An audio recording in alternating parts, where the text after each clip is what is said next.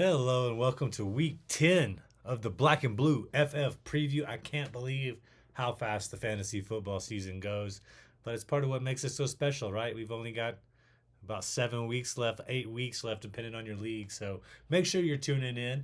As always, we break down the NFC North over here, and man, the Green Bay Packers losing at Lambeau Field, that does not make me happy. That is a surefire way to go down the rankings. You got to win at home. It's the frozen tundra. We're supposed to have a home field advantage, one of the best in the league. You let a team like Carolina come in and have their way. And when I was watching this game live and went back and looked at the tape, it looks completely dominated by Carolina. Green Bay gets a couple big plays, big chunk plays. But for the most part, it felt like Carolina was controlling the game, even though they only had 10 more seconds time of possession, same amount of sacks, same amount of interceptions, roughly the same amount of total yards. They did outrun them. But when you look at the stats, it looked like it was a pretty even game. Even the score is 16-13. But it's just not telling the whole story, really. I felt like Carolina controlled that game with great running from Rico Dow, was able to extend second and third downs, get back into a first down scenario.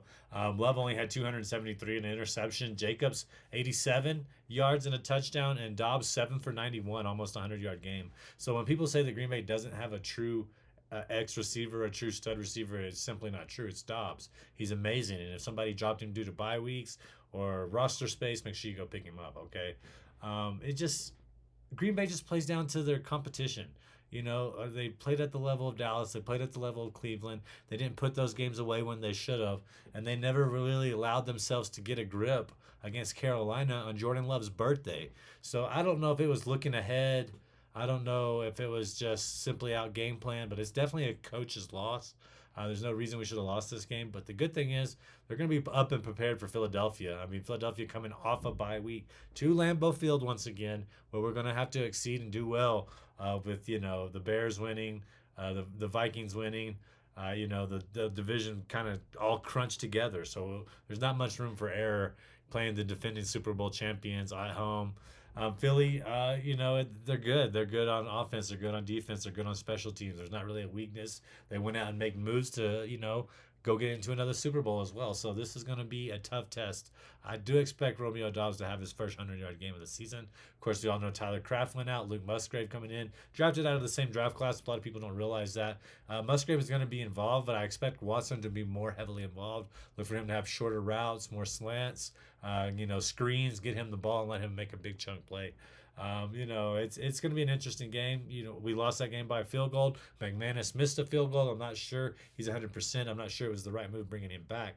But there's not going to be any room for error against Philadelphia on a Monday night game. I'm going to have to take advantage of it. Hope that your players are rocking, all right? Last little bit, Christian Watson, his longest reception prop has been really, really good to me since he's returned. It's probably going to be 19 and a half, 20 and a half yards. Just go ahead and bet the over on that as well. From a fantasy perspective, you're going to play all your Green Bay Packers, Micah Parsons, Edris Cooper, Quay Walker, Nixon as well. And then, play Dobbs with confidence, play Watson with confidence, play Love with confidence, play Jacobs with confidence. All right, to tell us about the Chicago Bears, who had a thrilling game last week, here is Andy. Well, folks, it's no coincidence that we had our most active NFL trade deadline in years immediately after the Bears put up 47 points against the Bengals. The rest of the league obviously concerned about either stopping this powerhouse Chicago offense or hoping to match it somehow. Okay, that might be a little bit of an overstatement. It was a good weekend for the Bears. 47. Well, it was a good weekend, and it was a bad weekend, and then it was a good weekend again for the Bears. It was a roller coaster. The Bears did, yes, collapse against the Bengals in a game that was entirely won, and somehow gave away a multi-score lead with not very much time left. They failed to recover an onside kick, which almost never happens. So it was a rough landing for the Bears, but they got it done. They got it done on a long Colston Loveland touchdown. It's second of the game. The fourth touchdown of the game for Caleb Williams. 3 as a passer, 1 as a receiver. Over 50 rushing yards in the game, too, for Caleb. I mean, it was the Bengals defense. Fine, but it was a massive game, and that's good to see. Kyle Monangai, he had the rushing workload to himself and was fantastic. 176 rushing yards. I will say, it's not like he's leapfrogging DeAndre Swift. DeAndre Swift actually has some of the signature plays of this Bears season. He has been great. Bears have not even a problem. They have a committee of a couple guys who are running the ball really well. As soon as Swift is ready to go, he's going to be very much part of the plan. So let's not think that Monangai has taken over that job. The Bears, like most teams, are not trying to have a single featured full workload runner. This week, it's the Giants, and that's they're two different defenses, right? They're good against the pass. They are stunningly bad against the run.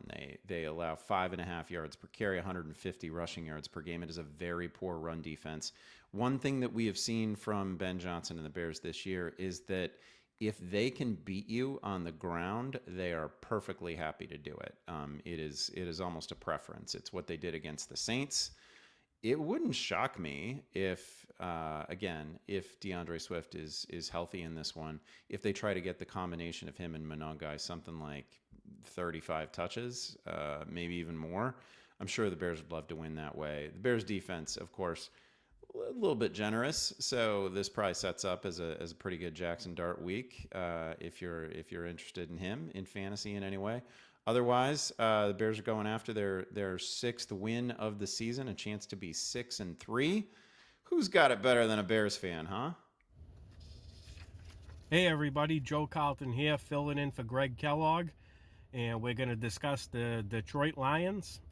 Last week was not what we expected against the Minnesota Vikings. Both Greg and JC were expecting Detroit to beat up on Minnesota. It certainly wasn't the case. And I think that there were two different factors in last week's game that led to Detroit losing. One being the defense kind of took a step back against Minnesota run game. They gave up 142 rushing yards and 20 first downs, which allowed Minnesota to sustain drives and put up points on 5 different possessions. And then we had the field goal kicker give up. He missed a field goal, and there was a blocked field goal. And we know the final score was 27-24. Special teams hurt them a little bit in this one. And those two things were the difference in the game, in my opinion. The offense looked all right. Sam Laporta still put up 6 receptions, 97 yards, a touchdown. Jameson Williams finally produced with 4 receptions, 66 yards, and a touchdown. Seemed like that they were trying to get him the ball and get him more involved in the offense, which is a good sign to see. Jahmyr Gibbs was held to just 28 total yards, also another factor, I suppose. David Montgomery did find the end zone, but Jahmyr Gibbs only given us 5.8 PPR points, a bit of a dud. He hasn't been as consistent as he was last year. Last year he was like the most consistent running back in football. He gave us that 15 to 18 point floor every single week. And he's given us a couple of games where he's had less than 10 fantasy points this year. So not as consistent this year, but we're still starting him every single week. Moving on to this week, looking ahead, they're playing the Washington Commanders. They are, they rank 30th against the pass. They've given up 11 pass touchdowns in the last 4 games, or the last 4 weeks.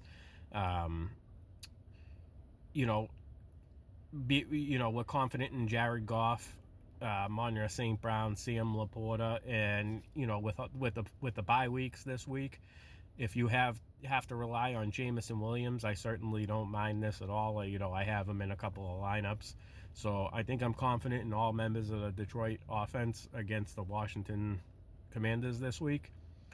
They're a little bit better against the run, but they have given up 144 yards receiving and 2 receiving touchdowns to the running back. So if you're expecting a bounce back game from Jahmyr Gibbs, I think we're going to see it. I'm going to go on the record and say I believe he gets us over 20 PPR fantasy points this week. I'm very confident in Gibbs versus the Redskins in a bounce back week.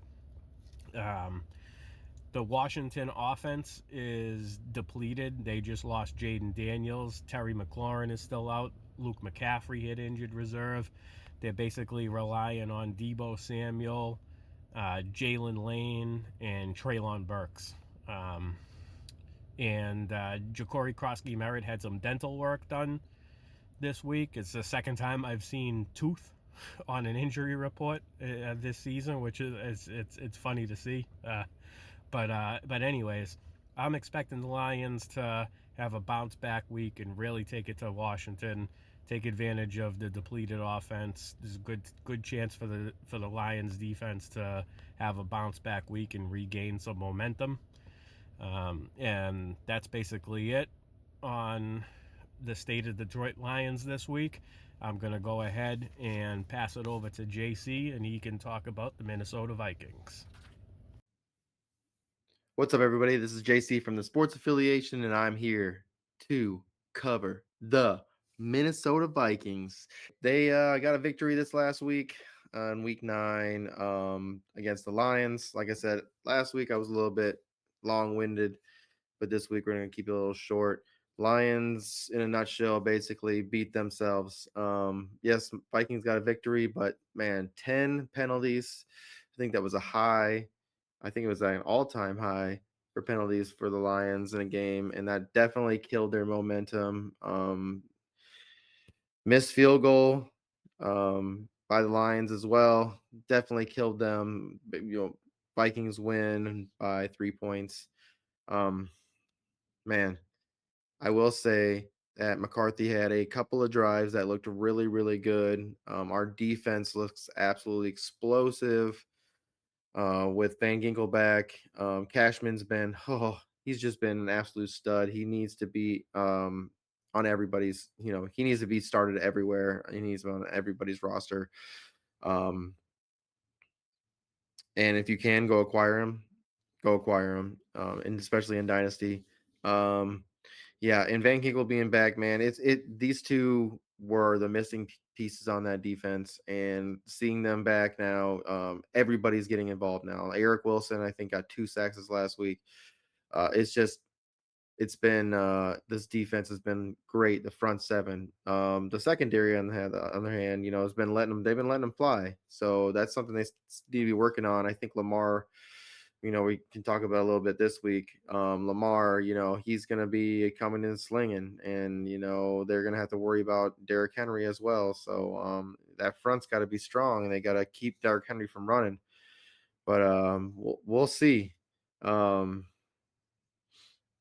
We have the best, wide receivers probably in the NFL. Addison's extremely underrated. The amount of catches he had to come back and make from McCarthy, he's just an absolute athlete. He's a dog. He's going to make some extreme catches. And Justin Jefferson, man, he's also a guy who's going to save your ass if you're messing up. So our offensive line did not allow any sacks, but Jordan Mason allowed, I believe, 2 sacks, and McCarthy, I think there was a total of 6 sacks. I think then McCarthy basically created the other sacks by himself. Very rookie mistakes. We want to see if he can build on this game. This is the game where I really think it's going to be tough. Like I said, Lions really, really beat themselves last week at home, and I did not expect that. I was very wrong. I was very wrong about what I thought was going to happen because like I said, the Lions their defense looked terrible. They did not look like they did the week before, and those penalties, man, they killed the momentum on offense. So, I mean, yeah, Vikings squeaked by a win. I want to see this is the challenge for me. I want to see this week if they can come out and they can get a victory this week. I think the Minnesota Vikings can start making a push in our division. Right now we're still last, but we do have 2 division wins, which is nice. That's very helpful to us. But this is going to be a week where we really need to come in and make that push, be strong on defense. McCarthy's got to make some better decisions, better throws. Like I said, he has made some great throws. He had some good drives, but I'm still just not there yet with him. I want to see more. Still not over 150 yards passing. No receiver was over 50 yards receiving, so I want to see these numbers go up. Aaron Jones, man, he looked absolutely explosive. So keep firing up Aaron Jones. Jordan Mason, though, I'm kind of leaving him on the bench. Hawkinson last week, he had a touchdown, didn't do much more. So he got lucky with that touchdown. Without the touchdown, he would have had a terrible game. You're starting Jefferson. You're starting Addison for sure. We're starting Aaron Jones. McCarthy, if you're desperate, you can start him in super flex.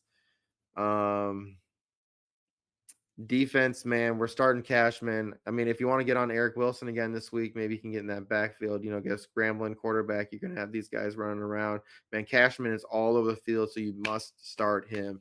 If you want to take a bet on his over, I'm not sure what the tackles will be because they haven't been released yet, but I'm going to be firing up the tackles, man. This guy's been, putting over 10 plus tackles every single week, so we got to hit on that. But this is a game I'm nervous about. I don't know if I can make the call win or loss. Like I said, they got to play really tough to get this win. So my thoughts are I think this is going to be an L, even though, the Vikings looked pretty decent last week. But this is going to be a very tough game. If they can get a win this week, they can make that push. But other than that, we'll see what happens.